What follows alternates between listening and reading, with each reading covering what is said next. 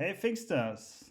Today I want to talk to you about APIs and how I built this little program to convert between different currencies using an API. So what this program does is you can choose from different currencies, pound, US dollar, euro and Indian rupees. And here it's the same. And then you can convert amounts of money like from euro to US dollars, and you get the amount. And it's based on the current exchange rate. So it's the very most recent information that we use. And we do this using an API from the European Central Bank. Here you can find it. It's called exchangeratesAPI.io. You see it's from the European Central Bank.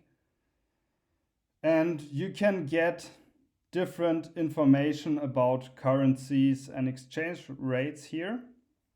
I use Postman to show you some examples. For example, here we can get the latest exchange rates. And it's here, this is called HTTP verb, so it's the get verb. And Postman lets you choose from different HTTP verbs here. And here we put in the URL and we call the endpoint latest. And now you will see we get the latest exchange rates in a JSON format. So this is what the API does. And it offers different endpoints to get historical data and from different base currencies, because by default, I think it's US dollars. So this is what I use to get the latest exchange rates. And it's an open API, so you can just use it. You don't need an API key to do it. Okay, so this is my application code, some tkinter code, nothing much. Here we have the choices that I want to offer. And here, this is what I actually want to show you. So we get from the drop-down box what the user chose. And then we use the requests library. This makes it very easy to use APIs. Just import requests, then requests.get. And here we have the URL. And I just replace the parameters with the values that the user chose in the Dropbox menu.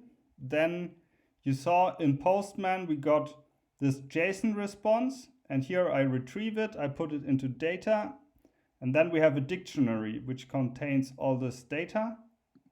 Here you can see it, and it will be a dictionary. And rates is the first key, and then we have another dictionary with all the rates for the different currencies. So here you see we retrieve rates from that dictionary, and then again we have a dictionary and we choose our target currency to which we want to convert.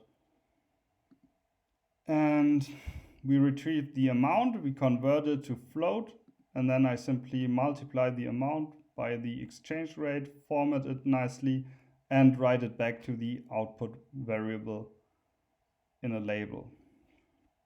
And you can see it works. Maybe pounds to US dollar, compute, and you see it works. And this will really get the latest currency exchange rates. Of course, that means that it won't work if we are not connected to the internet.